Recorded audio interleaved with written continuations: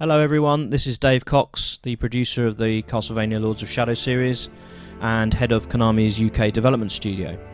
This is the final video I'm doing for IGN today, and we're going to follow and show you Trevor's gameplay. And this is a sneak peek at the playable demo that's coming for the Nintendo eShop very soon. Trevor is one of the most powerful characters in the game, and his story takes place towards the end of the game. So as of now, you've pretty much got a lot of his abilities, not all of course, but most of the important ones. I'm using Sync Block here to counter-attack this enemy, and if you remember from the previous videos, you get experience by defeating enemies. This guy's pretty tough, the guy with the shield. He's very defensive, so I need to use area attacks to break him down, Sync Blocking to counter-attack, and where possible I should try to break his guard, like that, there, with the Sync Block.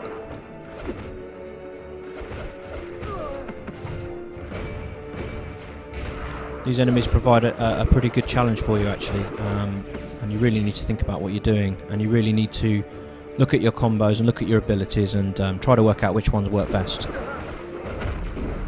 Area attacks allow me to attack both of them at the same time, which kind of softens them up, and then I can go in for the kill with the more direct attacks.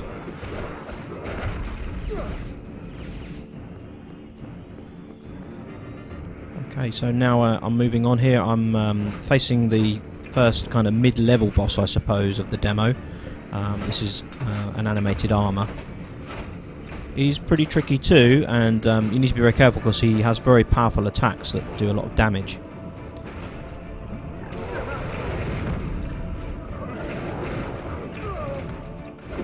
As you can see there, I need to try and keep my distance, use my area attacks to break him down, and then go in for the kill with the direct attacks. I want to watch out for that attack coming back and hitting me. Quick recover there. Didn't take me long. As I say, as long as you use your abilities, enemies shouldn't pose too much of a problem. If you sit there spamming the button, then you're going to get killed. I've just leveled up now, and that's opened up a new ability in my travel book. I'm not going to show this right now, but that's for you to discover in the demo itself. Reading these night scrolls is very important because not only do they give you clues and hints about the game, but they also give you experience. So searching the environment, searching out these night scrolls is very important. And of course, healing yourself at every opportunity that you can, because the game does pose a challenge. Listening to Oscar's incredible score for Mirror Fate, it's my favourite score for Castlevania right now. I'm really loving it. Okay, this secondary weapon is one of Trevor's main abilities. It's the classic boomerang, reimagined for the Lord of Shadow series. I'll explain why. Obviously, it does what it does in the classic games. It attacks enemies and then it comes back to your hand, as you'll see in a moment.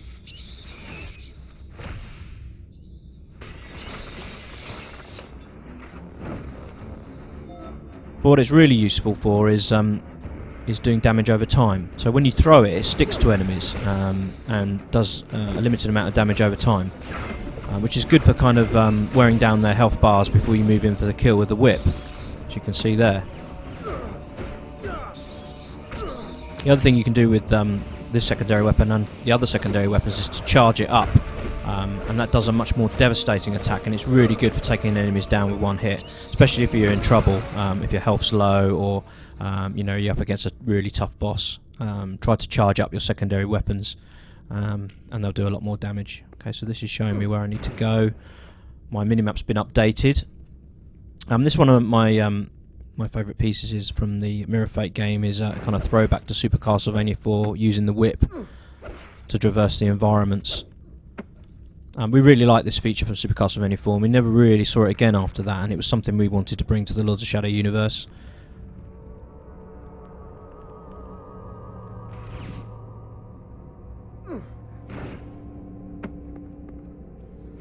Trevor has double jump, which is really useful for reaching difficult places in the environment.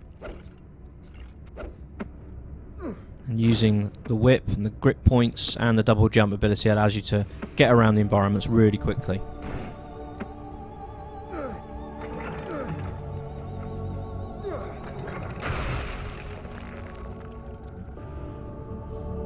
Okay, so by doing that, I've opened up a new way for me to travel through the castle. And there's lots of these hidden paths, and you know, for you to discover, and puzzles and challenges that will allow you to find areas of the castle that, you know, they're not immediately obvious.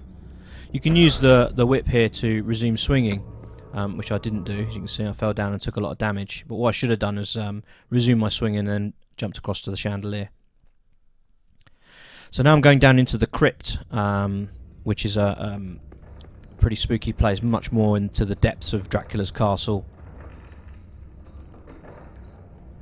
This enemy you meet a few times in the game. He is you don't actually have any combat with him, but he's there really to unsettle and unnerve you, and his story is told through the Night Scrolls.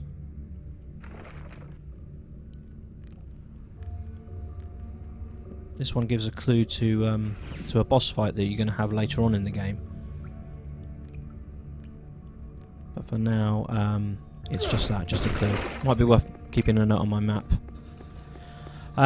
Barrels, you break the barrels in the environment that give you the hearts, and the hearts are your ammunition for your secondary weapons. So I've just you know, got myself some more boomerangs to use in combat.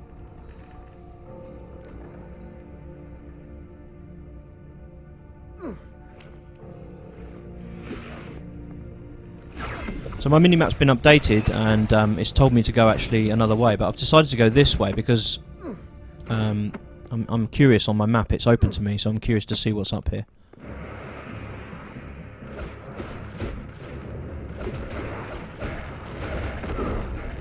Okay, more skeletons, so we need to take these down pretty quickly. Again, try and keep my distance, try to avoid those bones. Use my boomerang to soften these guys up. So the boomerang comes back and hits them from behind, which is really useful because it there's no way that they can stop it. Grab that guy, finish him off. That's good.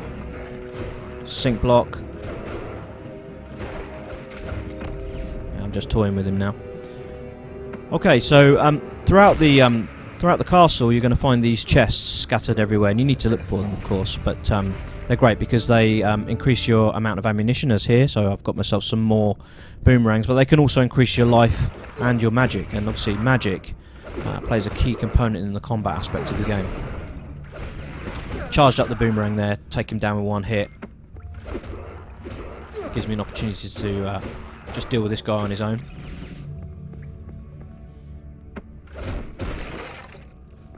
Gonna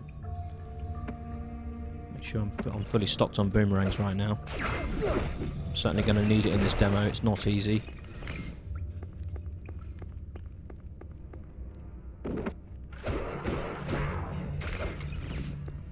On the left there, you can probably see another chest. In order to open that door, I need to have shadow magic, which I don't have right now. So I need to explore the environments a bit more, try and find shadow magic and come back to it. As I said before, you can leave a note on your map of these kind of areas which you can't get to right now.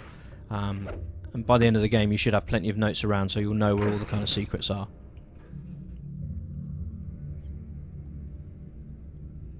So this switch is opening up this door that was locked to me previously. But there's a catch. There's a timer, so I'm going to need to get back, pretty quickly. Incidentally, down below are more secret areas of the castle to explore, more night scrolls, and some abilities that I might need later on. But I'm going to keep them secret for now. Just show you this sort of basic route through the demo.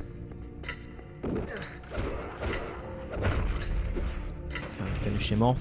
I'm going to keep those doors open because I may need to come back.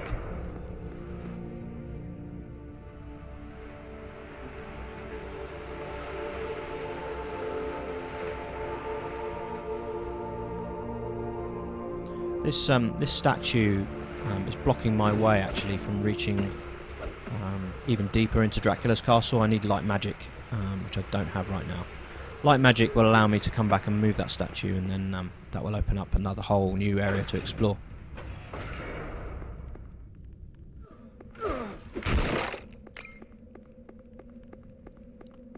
Okay, I can't go that way, so I'm going to go up here using Trevor's wall climbing ability.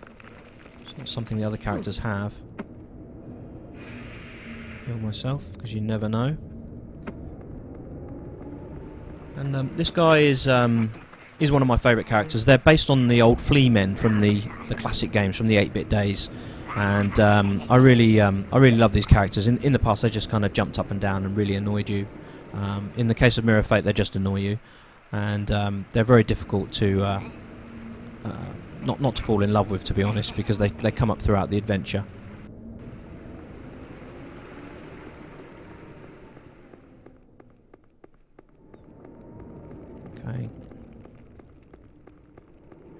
Okay, so I'm coming up against the end boss for the demo, and this guy is very strong, very tough, but a little bit stupid. So as long as I keep my cool, I should be able to take him down with relative ease.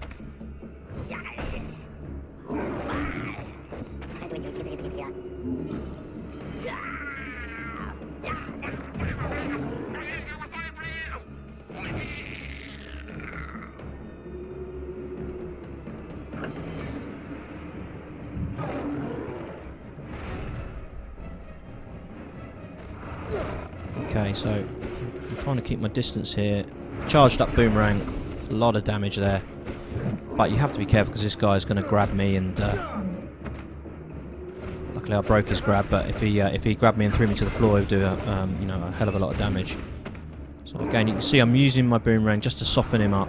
I need to double jump here, and he is now he's now stunned, which will allow me to get in with more direct attacks, again using multiple boomerangs. Take a big chunk of his life bar. You see, when he hits you, he really hurts. Yep. Going in for direct attacks, moving away, dodging, secondary weapon, area attack.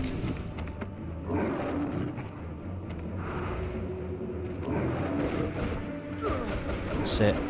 The flail there is one of my favourite moves. It does a lot of damage. It's not something you get until much later in the game, but it's very reminiscent of the flail that was in the original Super Castlevania 4. Again, one of my favourite games. Slowly bringing his health down. Again, trying to be patient. Watch out for the grab.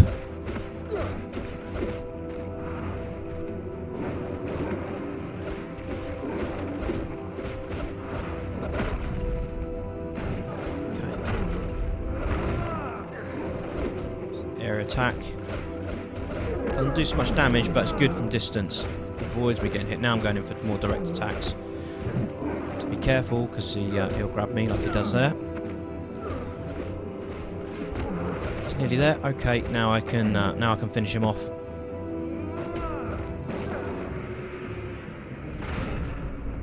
And yeah, he's gone. But he's going to pop up later on in the game again.